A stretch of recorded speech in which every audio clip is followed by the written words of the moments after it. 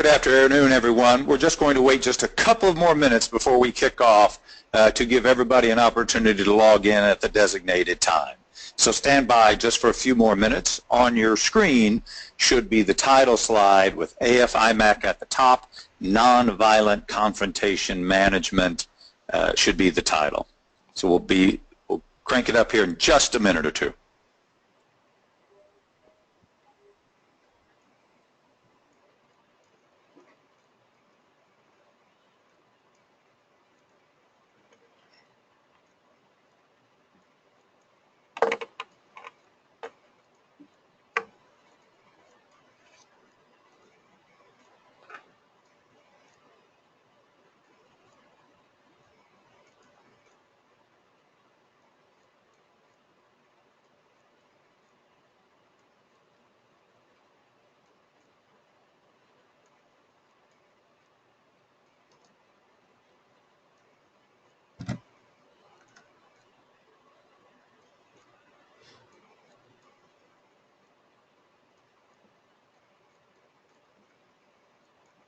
All right, well, it's the top of the hour. It's our designated time at 10 o'clock. We got several folks logged in. Let's go ahead and crank it up. Welcome, everyone.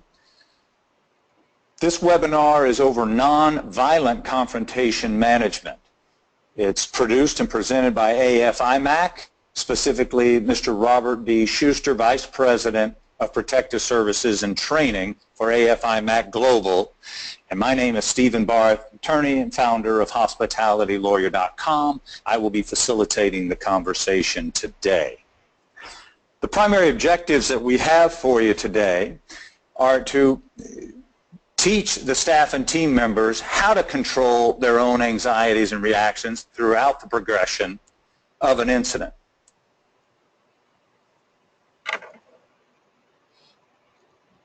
We've got effective techniques for reducing the tension created by an agitated person and providing nonverbal and verbal tools to allow staff to maintain the best possible de-escalation of an incident.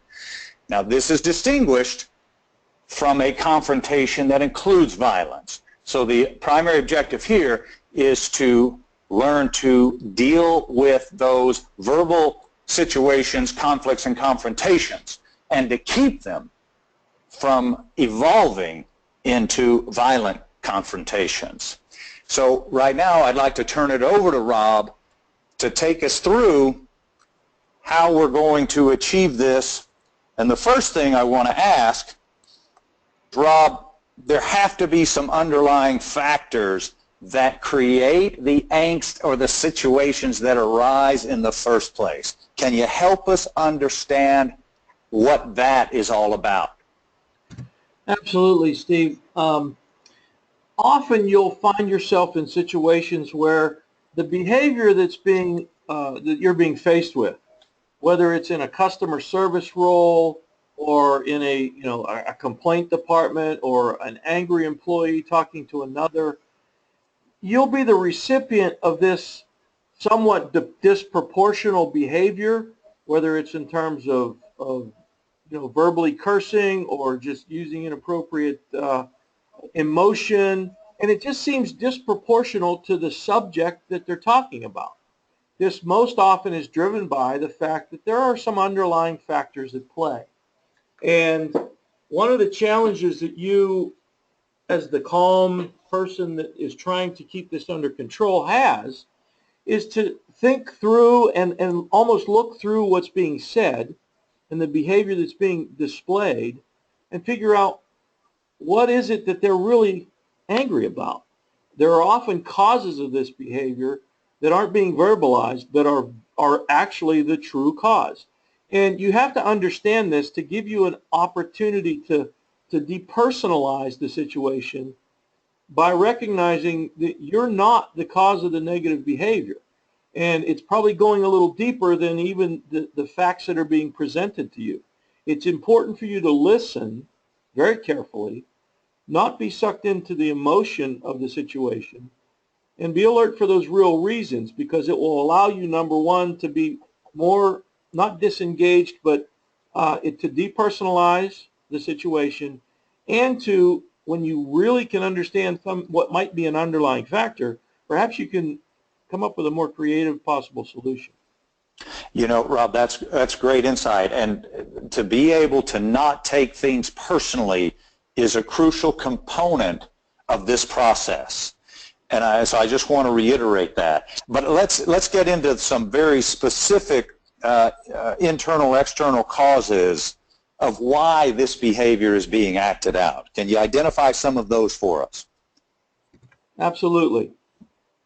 This could be displaced or redirected anger from something that happened earlier in their day. It could really be a cumulative effect of somebody just having a really bad day.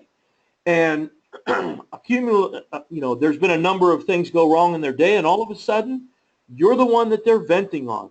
And this particular situation, otherwise to them, might even not create this type of emotion, but there it is. So it's displaced or redirected anger from another, perhaps developing situation. It could be that they're, and it's kind of another version of that, a loss of personal power. They have had difficulties at work, perhaps. They've had difficulties at home. They feel like they're losing control of certain things in their life. They don't have individual power anymore. And this is a way of them asserting that they're in control if they can solve this particular situation that they're now facing you with. Again, it's probably disproportional to the problem at hand, but it's more representative to them. Sometimes it's just a need to be heard.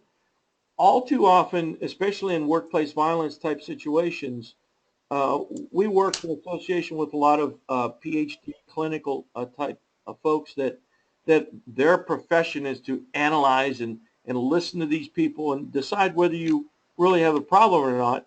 And to a person, these folks told me that often a person just wants to be heard. They could be acting out in a disproportional manner just for attention. They just need a voice to be heard. Sometimes, and I learned this with my background as a police officer. I should have mentioned that, not to get off on a tangent. But a lot of what we're going to cover today, I've either learned in my duties as a police officer years ago, or in my duties in doing executive protection, where a lot of our role was to downplay situations and avoid confrontation. And a lot of the things I learned on the street was that often people are just trying to save face. They've made a statement, made a commitment. They're trying to show off in front of their family or friends, and it's a pride-driven thing. They want to save face, and they want to prove that they can solve a problem. It could be related to their failure or perceived failure, that if they don't get from you what they're asking, that it relates to another task that in their eyes might reflect failure on them. So it could be unrelated, but they're seeing it as connected. And Rob, if I can, on that particular item, I'm sure we've all had situations where some people use an agitated state to kind of defend themselves when they've fallen short of a goal, right? And so they step up and they kind of push back and they attack others to try to deflect, you know, their failure and their responsibility. Have you seen that often? And I think it's something that we have to be prepared for. Absolutely, and I think we see it in our everyday life. You are listening to somebody putting forth a defense on something that they should have done or didn't do or failed on, and they're trying to divert blame or something else, and you say, you know, this person is protesting a little too much, and I think that's because of an underlying factor here. It's that deflection. Sorry, go ahead. Yeah, and the other two factors that I wanted to sum up with is just straight out confusion. They could be confused about the situation, and sometimes just educating them on the realities of the situation and what is possible moving forward, or why there was a problem in the past and how you're going to fix it, that can solve the problem when really they're just confused and they want an explanation. And finally, you could have some type of other physiological or psychological disorder, whether it's, drug-induced hunger, lack of sleep, some type of clinical disorder, those will become evident sooner than later in the conversation, and it may be beyond your control at all to solve. But understand that could be a factor that takes it to a different level. Yeah, that's excellent insight. I put it succinctly. One of great insight I learned a while back was people are normal until you get to know them. and so we just have to be prepared for that. Well, that's excellent insight. Now, let's talk about from our perspective for a minute, Rob. We've got this situation that has arisen. I think it's absolutely normal that people that find themselves in this escalating verbal situation are going to feel some fear and anxiety. Is that accurate? Absolutely. And it is one of the primary drivers of people doing the wrong thing when they're trying to do the right thing. It's hard to control. It's very, very common. And if you find yourself in that situation, you shouldn't feel like you're inferior. It is human nature. Most people feel this. And you can't totally eliminate your fear, but you can learn to control it with the objective of not becoming part of the problem. And if you control it and you listen, it will help you truly understand the situation. And some of the alternatives and techniques we're going to talk about today will help you control your fear. And the objective here is to help you realize you have alternatives, that you can keep yourself safe. And that safety factor is usually what is driving the fear. Yeah, that's for sure. Now, but we all still get it. And so we know it's out there. So, like, for instance, sometimes I myself or I've seen people that comes on so suddenly that we kind of freeze. And we're not sure what to do next. Yeah. What are so that happens. What are the other types of things that happen? Well, there are those unproductive effects of fear. Freezing is a very common one. You just don't know what to say. You don't know what to think. You're overcome by your own emotions. There's another tendency to overreact to the situation because they're putting forth a disproportional level of emotion. And jump down to that last line, you can see, don't be sucked in to the situation by making it personal, by letting your anger or your ego or your own pride allow you to let your reactions become disproportional. It'll force you to say things that aren't pertinent to the situation and may make matters worse. It may act you or cause you to act out against someone because you've let yourself be lured into this situation of being challenged and you get angry or your pride takes a hit, and it's ego that drives this. And I will tell you that this is, I'm being quite honest, this is far worse for men than it is for women. Men have a bigger tendency to puff their chest out and take this as a challenge and be sucked into it than women do. Yeah, I think that's a very good point. It's really crucial. It goes back to the very first thing you said about depersonalizing it, not taking personal. When we personalize things, when we take things personally, we get defensive, our ego gets engaged, and then what I've seen and experienced is then we say things or things, right, in a temporary situation that can have very permanent consequences. Yeah, and make matters worse. Now, there are some ways to control this fear and kind of use it to your advantage, because one thing about fear is there's nothing better to make you focused than fear. So at the same time, it can have a galvanizing effect on your thoughts and your focus in really listening intently and really understanding how you can help this person. So the way to control that fear and anxiety that we've talked about is to recognize it could be there, to realize that you need to control yourself, understand the situation for what it is. We're going to talk about the ways that you can protect yourself.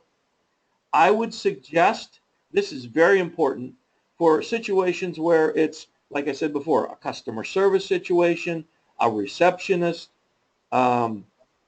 anybody that's going to be receiving the public or receiving someone who may be emotional, to create as a business some type of an early warning opportunity or early warning system. So, for example, the receptionist at a business, if there's a somewhat irritated client or customer in the lobby and they're summoning somebody to talk to, a supervisor, when that receptionist makes a call, they need to make it very clear, whether that's through a signal or just a straight out conversation, give that person some early warning of what they're heading for, so the person can be prepared mentally for going into a less than comfortable discussion up front.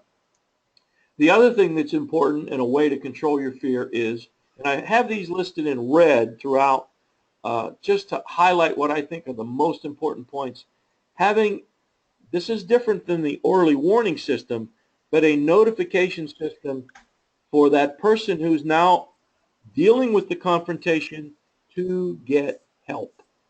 Whether that is some type of a verbal signal, whether that's some type of an audible visual signal, whether it's some type of a phone call, whether it's whatever it is, something that can be easily interpreted and observed by someone to say, hey, so-and-so needs help with this person. Let's not have them do this alone. Yeah, very, very helpful stuff. Well, so that all is very helpful, overcoming my fear and anxiety and the speaking. And I want everybody to remember, it's not just what we say, but it's how we say it that can have a big impact as well. So that very insightful information. Thanks. Hey, but those are all, we're talking about some verbal ways, but what are some nonverbal ways that we can help maintain the situation and not allow it to escalate? Well, one of the techniques that I found that's very very useful, and I learned this engaging as a police officer in more than one bar confrontation, is a change of location. In that example, what I found was there are two people, usually guys, confronting each other, and there's been nasty verbal exchanges, maybe some pushing, but it hasn't turned into a fight yet. And it's your job to kind of break it up and diffuse the situation. Well, often, remember I said one of the underlying factors is the save face? What I found was when you take these two potential combatants and you remove them from the situation, take them away from their audience, if you will, they go outside, it's just you. Now, it helps that I was in uniform and had a badge and could arrest them, but Right. now it's just you and the two of them. And they're looking around and their girlfriend's not there anymore, all their audience isn't there anymore, there's nobody to show off for. It allows both of them the opportunity to break contact, to realize they were out of control, and to save face. And so changing the same concept can apply in a situation between employees, in a customer situation. It places, number one, if you have a VIP room, or telling someone, well, let's walk into our customer service room or our VIP room and sit down and talk about this. It gives you some time to think. It changes the location away from perhaps an audience that they were performing for or wanting to show that they still had control. And it may even allow you some time to signal for, hey, I need a second person, I need some help. Just you're taking them to that, quote, VIP room, that can be the indicator itself that, hey, I need help here. Even having them, and it's amazing, the power of just offering them a chair to sit down. It's really, really difficult to continue to argue really violently when you're sitting. Most people, when they get to that point, they stand up. It's a challenging demeanor. So if you offer them a seat, perhaps even some refreshments in conjunction with this change of location, it can often diffuse much of the emotion and give you a better starting point. I love that suggestion to sit down. I really think that can really help diffuse it in a good way. So that's very good. But look, okay, so we're in this conversation, and it's kind of moving, and we're trying to keep it from escalating. But what about personal space? Because I think when we get too close to people or we get too far away, we have a potential for them perceiving our actions the wrong way. Absolutely. So how do we handle that? Well, that's a two-way street, and you pointed it out in the question. Actually, it's not only your spacing towards them that can be interpreted by them as you're trying to intimidate them to quiet down, and that's not going to work, but it's also their spacing to you, and it becomes a safety factor. So everybody has a personal space bubble. We all know what it is. Some people it's a little closer than others, but for most humans it's about 2 or 3 feet. And if you want to understand the true value of that personal space bubble, get into an empty elevator with one other person and stand right next to them. You'll understand the value of that personal space bubble. Well, now, someone who's an aggressor who wants to try to intimidate you will violate that space and consider that they're getting a tactical advantage by doing so, putting you off guard. So you have to be perceptive of that. 2 reasons: to let them know that that makes you uncomfortable, and number 2, so that you can put yourself in a position that you're safe. That safe distance is because these things can get out of hand very, very quickly and faster than you'd imagine. All of a sudden, verbal becomes physical, and you were not in a position to protect yourself. I like to use, and it's not like you have to get into a martial arts stance and talking to somebody, but it's simply putting your body in what I call a bladed position. Unfortunately, I can't demonstrate that, but it's where you're not facing them face to face. Your face and your head is still looking at them, but your body and shoulders and hips are kind of to the side, just a little bit. So you're angled, and your hands are not in your pockets. They're not behind you. They're up. Perhaps some people like to kind of just play with their ring. Some people just rub their hands. Some people are just holding one hand in the other. The point being, your hands are above your waist. They're in front of you, and they're in a position that they could be defensive if suddenly you needed them to be. And the other thing about personal space management is to make sure not only the distance between the two of you, but your relative position to an exit. You never want to be trapped. You have to be able to retreat and exit and have a smooth pathway to do so. Ideally, you don't want either one of you to feel trapped and not having an exit. But in terms of safety, you're the one that has to be able to retreat quickly in case this thing gets out of hand sooner than you thought it would.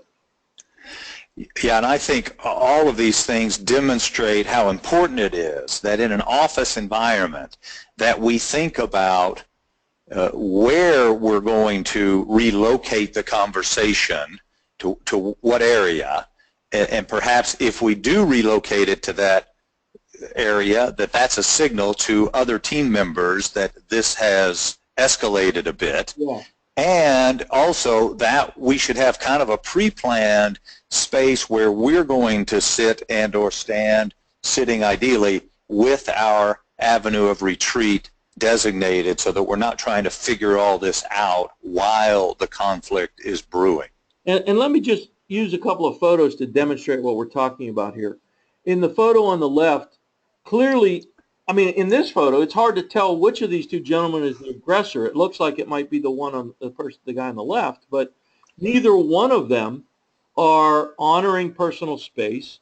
It looks like they're trying to intimidate each other. Their hands are above their waist, but it's not in a defensive position. It's more in an aggressive position. So that's just poor positioning. Neither one of them have bladed their bodies. Neither one of them appear to be listening. And in the photograph on the right, where even though they're sitting, and perhaps they've gone to that room that we talked about relocating, I still would not jump to the conclusion that just relocating to that room and sitting them down is going to automatically diffuse the situation enough that you can sit this closely. Mm. Yep, I think that's a fair point. Well, okay, so now we've done these things, and now we're kind of, the conversation is going on. Body language has to play a big role in the diffusing of this situation. Oh, it absolutely does. You speak almost as much with your body language as because this person that's irritated, they're sizing you up and they're reading you, and sometimes they aren't even listening to your words. And believe it or not, you're doing the same thing. You are interpreting their body posture and physical gestures probably more acutely than you are the words that they're saying, and vice versa. They're doing the same thing with you. So you have to be conscious of, here again, it's a two-way street. You have to be careful of your body posture and motion and facial expressions and gestures, as well as be perceptive of theirs that could signal that they're more of a threat than you think they are. You don't want to challenge them, just like they might be trying to challenge you. And I'm talking about rolling of eyes. I'm talking about folded arms. Folded arms are a very defensive posture. That's not conducive to an open, warm conversation where you have any chance of de-escalating an already emotionally heightened person. Peering, it's funny. I had this, I'm a little older now and I do wear glasses, and so I understand this particular example, but I'll give you an example. When my father used to have chats with me over something that he disagreed with me on, he would pull his glasses down and peer over his glasses at me. And if anybody's ever done that, I had the understanding when he did that he wasn't believing what I was saying. And all he was doing was peering over his glasses because he wanted to see me. I didn't understand that. So that's a silly example of, maybe not so silly, how something very simple and innocent can be misinterpreted as, this person's not believing what I'm saying. So clenched fists, that's certainly a signal that it's a precursor to danger. Clenched fist is not a relaxed person. It's somebody that's getting ready to fight, or at least heighten their emotion and change their demeanor. A puffed up chest, that's a signal that somebody's getting ready to either meet a challenge or deliver a challenge. So you have to, it's a two-way street here again, be perceptive of your seeing those on the part of the aggressor and taking a defensive posture accordingly, and not being sucked in and allowing yourself to communicate this way. We used to call it a presence. There are certain police officers and an executive protection, it was the same thing. Certain people had a presence, and your goal is to establish a presence, and it's usually with voice control and a very calm demeanor, that you are not responding to the emotion of this moment. You are in control of yourself, and you are totally capable of handling this situation. That type of a presence can really signal to this person, okay, I don't think I want to take this any further with this particular individual, and maybe they can help me. That would be good. I have one specific question before we leave this topic. I've seen situations where of the two people are involved and one person won't look at the other person. And it really tends to trigger the person that's not being looked at. And so have you encountered that? How do you handle that? Again, I think it's not taking it personally, but I'd welcome your thoughts on that. Well, if you are the person that's trying to take control and deflect and de-escalate this situation, you have to look this person in the eye. Not glaring at them, but it connotates your complete undivided attention. If your eyes are flickering about or if you're looking distracted, you are not going to convince this person to calm down that you're really trying to help them. And conversely, if the person who's the aggressor isn't looking at you, it's probably an indication that they're lying to you. Okay. Helpful. Helpful. Let's talk about, we mentioned this a little earlier, about what we say and how we say it and how that can impact it. And I think that how we say it is, as you point out in your slide, it's just as important. Walk us through a few of these, the suggestions you have for the volume and what we're actually saying. Well, volume is really the key. In a heightened confrontational conversation, they are usually going to be at a higher volume than you are because they're agitated, they're wanting to, whether it's show off or intimidate you, their volume is high. What you have to do is counter with a slowed pace, an even rhythm, and a lower volume. It connotates that you're not being sucked in emotionally, you're trying to listen to them, you're trying to think through the problem, and you're the calm person that's going to come up with a solution. It's your only chance of really gaining control of the situation. Now, you try to avoid inflections of impatience, of condescension, inattention, indifference, etc. And just a calm, smooth tone and a sincere tone is often what it takes. Now, you can't make false promises either. An example of that might be someone who, for lack of anything better to say, they'll say, well, let me try to go get my supervisor. And then all of a sudden, you can't find your supervisor. Well, you've lost a little credibility already. So don't make promises that you can't keep. And it's also, if this is starting to escalate, it's time to set some behavior limits. And let's talk about those, because your behavior limit, or the limits you set on this person's, the aggressor's behavior, they're going to vary based on what you are willing to tolerate. Everyone's is different. Mine is different than somebody else's. And I'm talking about tolerating yelling, cursing, aggressive gestures. You have to set those limits. Jump down to the bottom of this slide. This is one sentence. I'm not into you memorizing phrases, but there's one that's very, very helpful, and it says a lot. I can help you more if we aren't yelling at each other. Now think about that statement. It communicates so many things. Sir, ma'am, I can help you more if we aren't yelling at each other. Now that person already knows you're not yelling at them. So it subconsciously suggests you need to stop yelling at me because I'm trying to help you. So that is a phrase that I think is golden. If you're gonna memorize anything, if you're gonna think about a sentence that can try to start to deflect things, and I'm not a believer in scripted out words, but I like this sentence. It communicates so much. So those are limits that you have to establish. But I would jump ahead and I'd say one of the most important things, and I've already said it, is to listen. Too many people are not very good at this. As I said, there's no magic words, notwithstanding that phrase I just shared with you. A calm, controlled communication is best in de-escalating. But just listening, the power of listening is tremendous. When you're actually listening and you're being totally attentive, you have eye contact that's appropriate, you're not challenging them back, you're not being judgmental, you even restate certain things for clarification and to communicate to them, you empathize, you're listening, you're trying to understand, you're not using confusing terms and jargon, because remember, confusion may be one of those underlying factors, so let's not make it worse. You stick to the message of, I want to help you, but in order to do that, I need to understand what's really happening here. And listening is one of the most powerful ways to do that.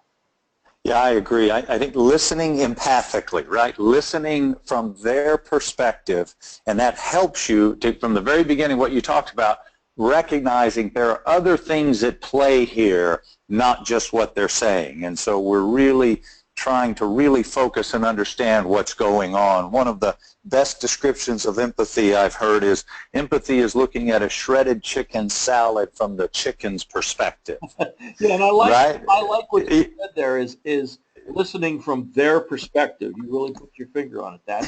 most important from the chicken perspective. Absolutely crucial. We've talked about a lot of things. I want to add one last item to a de-escalation boundaries. I believe it's important that we don't point at anybody. I have found that that's a big trigger for a lot of people when we wag our finger or point at them, and it's kind of you. Your statement, if we weren't yelling at each other, it keeps it mutual. It keeps common ownership. We're not blaming. We're trying to figure out what's going on together. And I find when we point, it kind of disrupts that philosophy or that perception. Absolutely. That's one of those hand gestures that I should have mentioned. And geez, that's something we all learned at a very young age. Now, it's not polite to point, right? So that's an extremely valid point, Steve. Well, we've covered a lot of ground here. Can we take just a minute and let's kind of summarize the verbal versus nonverbal de-escalation techniques we've talked about so far? Absolutely. Some do's and don'ts. Remember, you want to try to isolate the situation for a number of different reasons. Your safety, taking away the audience, getting a little time to control. So isolate the situation, try to remain calm, and remember, control your own emotions so that you can be under control and creative while you're listening. And be aware of those nonverbal signals that they're going to be sending you that can communicate a lot. Remain being helpful is your objective, but do set limits. That if they go beyond those limits, you're not going to be able to help them anymore. You want to avoid those first three I categorize together. That's part of being sucked in, whether it's a challenge, a power struggle, you just overreacting due to fear.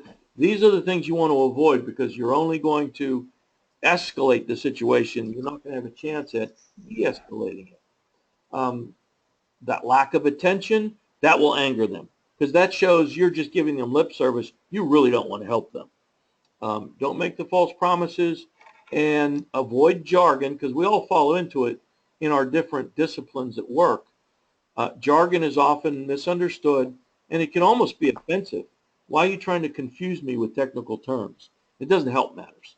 So try to avoid that as well. Yeah, that's a very good point because that sense of arrogance can really escalate the situation quickly when somebody feels that if that's what they're trying to accomplish. Yeah, very good point. All right, well, that's good. I know through your experience and all the work you've done in this area, you've seen how these things evolve and how confrontation progresses. And I know you like to break things down into evolutionary stages, and you set it out in yellow, orange, and red. Can you take us through those stages now and so we can kind of see how this evolves and what needs to happen during each one? Absolutely, but let me preface it by saying that it doesn't always work its way smoothly through each of these stages. Frequently it does, and it's the progression from one stage to another, and we'll cover them all, that allows you the opportunity to deflect and de-escalate before it gets to the next stage. But sometimes the stages fly by very quickly, and you can jump from stage 1 to stage 3 where it's almost out of control very, very quickly. It's the exception, but it can happen. These aren't absolutes. But basically the stages, and whether you use stage 1 or yellow or whatever, the behavior in the first stage is just one that you're getting the perception that you're dealing with somebody who's a little aggravated or anxious. Perhaps they're questioning why something's happened. They're still rational. They're still generally trying to seek some information. They may suggest that you're not the person who has the authority to fix this. And that might be their first attempt at getting you into a power struggle. They may even be evasive if they don't think their case is very strong. So the way you respond to this is, again, you're displaying an understanding approach. You can consider changing location at this point, though you might want to save that to the next stage, but you can consider it. We've already talked about maybe, sit down, have a refreshment. Let's talk about this. If you think it's necessary here, you can do it, or you can save it until the next stage if things get a little worse. You always try to reassure and restate that you're trying to understand what their problem is so that you can come up with the best rational solution. And just ignore the challenges, always redirect back to the topic, and stick to those limits. The person starts violating your personal limits, set them and remind them of them. The next stage, and again, this can happen relatively quickly, is there's that noticeable escalation. It's now the voice is higher, they're yelling, they could be starting to curse. Their demeanor is more aggressive, it's not as questioning, it's now defensive and aggressive. They could be even combative verbally, not physically, but just still verbally. Their sense of rationality is dropping off. They're not listening to you anymore. They're starting to become non-compliant. Your response here is a little bit more of a directive approach. Now you have to step up and start to take control. By verbalizing still, your objective is to help to solve their problem and avoid, you might want to pull out that phrase again, I can help you more if we're not yelling at each other. And it kind of is a mental slap in the face to them. Oh yeah, this person is trying to help me. Relate their de-escalation in behavior to some positive alternatives and remind them of the consequences if it doesn't go. Now, if you haven't engaged your notification process to get help yet, at this stage you better do so, because that's the only thing that you are going to feel reassured about and help you combat those natural tendencies of fear, which are going to start kicking in about now.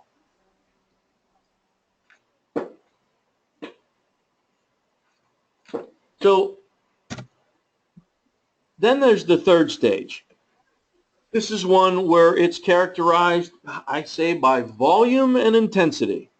And it can happen kind of suddenly, but usually you get some indicators. I mean, if you're facing in the early stages of your confrontation a guy that looks like that, you're at stage 3. That is not someone who's going to be willing to listen. That is not somebody you're going to be able to de-escalate too much. They're already at stage 3. That's aggressive body language. That's the pointing we've talked about. That's the angry face. That's a loss of control. There's, that very aggressive, challenging display of emotion. Now, some people think, okay, if they're just shouting, if it's not physical yet, if it haven't gotten quite to this point, I'm going to let them vent a little bit. That's okay, but as long as it's still verbal, let them vent some more, because that might be the pressure release that they need. I've seen people that looked like that. If you let them vent a while, suddenly they start to come to a realization, hey, maybe I'm a little out of control here, because this person's trying to stay calm and trying to help me. That can happen once they blow off some steam, but that's a fine line between letting them go, letting them blow off steam to get control themselves and losing control of the situation totally. So if it's still verbal, you have some time, you absolutely better have done your notification system, though, have exercised that. If you haven't by now, it's never too late. Make sure you do so. Start redirecting that aggressor. If you haven't relocated them yet, absolutely now's the time to do so. And remind them of, I can help you more if we're not yelling at each other. Please don't point at me that way. I'm trying to help you. And it's time for you to start thinking about your body positioning in case it gets out of control. And when it's out of control is when it turns physical. When it turns physical, then your options are very limited. Now you're in a defensive mode. This is all about safety. This is all about, they're trying to intimidate you. It's close to a physical assault. You need, and here again, guys, I'm talking to us, keep your ego in check.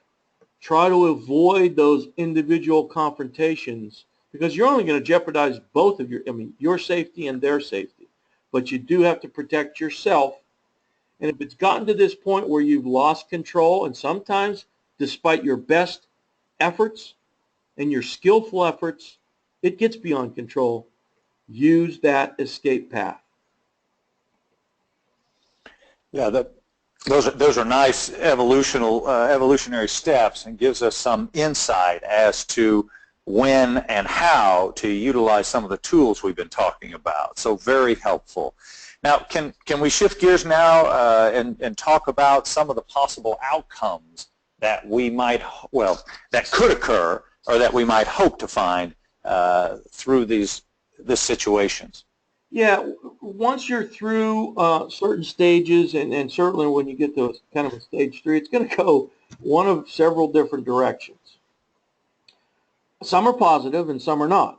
One that is temporarily positive is that the situation ends because this subject just leaves, but they're still angry. And I say it's temporarily positive because they could come back. So though it solves the situation for the moment, it's just temporary in positive nature. You still have to think about what if they do come back. The second situation, and this is absolutely negative, is you've had to break contact because it's beyond your control. They have gotten aggressive to the point where it's time to call security or police, and they become involved. It's not problem solving anymore. It's whether they are going to be arrested or not. The other disposition could be an acceptable resolution. You have engaged these tactics we've talked about. You've been subtle, you've been calming, and it worked. They calm down. They leave either with an acceptable solution, or they leave saying, well, I apologize. I can clearly see this is going to take more work, but you've done everything you could. Thank you. I'll go home and think about this. So that's a positive solution. And the other that is positive is that the situation subsides. Your tactics and techniques have been useful, but they're not leaving. They're still there. Even though they have come to a realization that their behavior was disproportional and they have calmed down, there's still an unresolved issue, and they're still there to help, to work with you to solve the problem. So if that last condition is prevalent, it kind of sets up another stage. Yeah, and that stage is we have to recognize that we're flowing into the calming aspect of this, because we want to be absolutely sure that we don't do or say anything that's going to reignite the situation once we finally have it under control. Absolutely, because they haven't left yet, so they're still looking for an answer that drove them here in the first place. Now, the behavior at this stage, and you'll know when you've gotten to that point, because there will be all of a sudden a tension reduction. There will be a decline in that emotional energy. You can see in the photograph that it looks like, even though they're probably a little closer than I'd like to be, because it could flare back up, but you notice the hands of the gentleman, they're very relaxed. He's kind of not facing her. He's not challenging. It's almost like he's come to the realization, wow, I really got out of control there. I need to listen to this person who's trying to help me. So there's a little less energy. Everybody's exercising a calmer tone.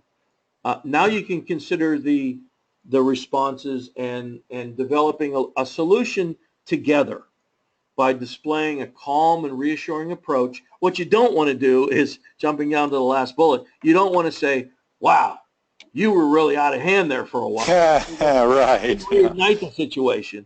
But you want to establish a rapport. Don't criticize. Don't evaluate what has happened. That's in the past. Let's move forward now that we're both calm and communicate and come up with a solution that works for everybody. Now, we can work together to fix this problem. And that leads us really into the recovery mode, because as we all have experienced, when these situations arise, these subsequent interactions can be a little awkward. Are some things we need to recognize, or some steps we can take to kind of smooth out the transition through the recovery process? Yeah, and the recovery process is more important when you have employees that just by design, they can't get up and leave. They're still at work. And this confrontation has led to perhaps the two arguing employees separating, but there is a recovery process that has to happen. there hasn't been a resolution to the thing that they were arguing about, but the energy level may come back. It may be reignited. This is a difficult stage for the person that, for lack of a better term, started the argument, because they are dealing with thoughts of shame, guilt, perhaps maybe even they're afraid of losing their job because of the way they acted. And it's going to be hard for them to move on. You need to help them move on. It's got to be a reparative approach. And you can't do this. Some time has to pass, give you an opportunity to talk to police that may have become involved, to talk to certainly bystanders or witnesses that may have seen this unfold, get their perspective, their observations, but you make sure the situation is under control and that this person is now calm before you reestablish communication. And it has to be in a very reparative manner to come to a solution. It's apologies. It's, I don't know how it got out of hand that way. It is, now let's moving forward. How do we prevent this from happening again? How do we solve the problem we were talking about? It's really recovering from the whole event itself, not just what you were arguing about. Excellent, excellent insight and information. Well, we've got a few minutes left, I think, for some questions or some last comments, Rob, but I think we have... I'd add one more thing, Steve, that okay. Here again, bouncing back, is if this is staff, you're going to have to review, as part of this recovery process, get everybody's point of view. Don't just limit the subsequent investigation or interviews to the two arguers, or the person that was the aggressor and the one that was trying to calm the situation. Don't limit it to just talking to them. You really need to get others' viewpoints, because you can learn, everybody's version is different, and often truth lies somewhere in the middle. So listen to the perspective of everyone, including the person who acted out. They're not just the bad guy. They may have had some very, very valid points. So this review will let you know how to move forward. It may also let you know we have a potential problem in our workplace, and this really introduces a whole different course, but perhaps we need to think about preparing for what might be a high-risk termination. And what are our next steps moving forward? Yeah, that's a very good point. I think the other good, really valid point you made just a second ago was that these things, people typically don't trigger like this unless there's some underlying challenges like you've been discussing. But I think when things like this happen, it's a great opportunity for the workplace to reflect on the root cause of this bubbling up like it did, and to see if we can't take steps to ensure that those root causes are solved, so we at least mitigate the opportunities for these things to happen again. Absolutely. It could be systemic. It could be a function of a policy that goes beyond these two individuals. Yeah, very, very good point. All right, well, good. Thank you very much. That's excellent insight and information. And so how can we get questions? I think we can do it via they can type it in at the bottom of their screen. Does that sound right? Yes. Well, there's two ways. We can either take them now through them engaging and typing them into the screen, or I will say to all the attendees that if you would like a copy of all the slides that we used today, please direct an email to me at the email that you see, and it has to come from a corporate email, please. But if you email me with your contact information, to include your email and phone number, I will see that you get a copy of these slides and the material that was used today. Yeah, that'd be very helpful. At this point, Steve, I don't see any submitted questions. Okay. And we're a little early, so we'll give it a couple of minutes, but to see if any pop up. Yeah, I think one other thing I'd share with everybody, just I like little fun sayings, as you've heard a few, but one of my favorite ones when we're trying not to jump in the fray is, and this one you don't want to say to other people, and it's not a reflection on the people themselves, but when you get into arguments and people use dirty tricks or they're attacking you personally, when you jump into the mud with the pig, you get dirty and the pig likes it. So they're just try to avoid being triggered into those, getting into that mud. And Rob's been sharing with you this entire hour about depersonalizing. Don't take it personally. Don't get your ego involved. And the ego is the enemy. It just absolutely is. And one other thing I'd leave with everybody is that one of the best suggestions I ever heard about an apology is an apology means that you value the relationship more than you do your ego. You value the relationship more than you do your ego. Oftentimes our ego get in the way and won't let us apologize. And sometimes an apology to somebody can really help smooth the way. Rob, do you agree? I absolutely agree. I did get, Steve, a couple of questions that just popped up. Okay. One is, are these resolution steps good across cross-cultural interactions? And I would say that the answer to that is, the short answer is yes. The longer answer is, you have to be aware of cross-cultural tendencies, of beliefs, of tendencies, of perhaps religious connotations, of what is socially acceptable when you're talking about cross-cultural tendencies. Most of the things we talked about today are just human nature, but they could be affected. For example, gestures or phrases.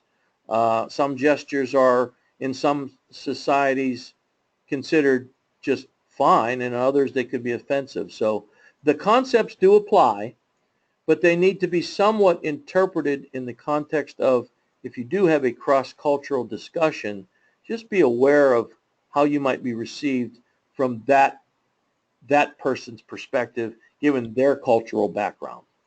And that's a perfect question regarding what I mentioned around not the party that's upset not looking at you when they're speaking. In some cultures, that is a common behavior. And so it's important not to read too much into that if you are, in fact, having that cross-cultural communication. I think that's very good, Rob. What's the other question? The other was just a straightforward question. Do we have the webinar recorded and can access again by link? If you send me that email, when I send you the PowerPoint, I will go ahead and send the link to the recorded version. All right. This has been excellent, Rob. Thank you very much for your time, energy, and insight into this. Clearly, you've spent a lot of time working through these situations. It's very kind of you, your willingness to share this with the audience. So thank you very much for that. Well, thank you too, Steve, for your participation and coordination and kind of guiding us through the discussion. And I appreciate everyone who has attended and would like to stay in touch with you. Have a good afternoon. Send those emails, ladies and gentlemen, and this will conclude the webinar. Thanks for joining us. Bye for now.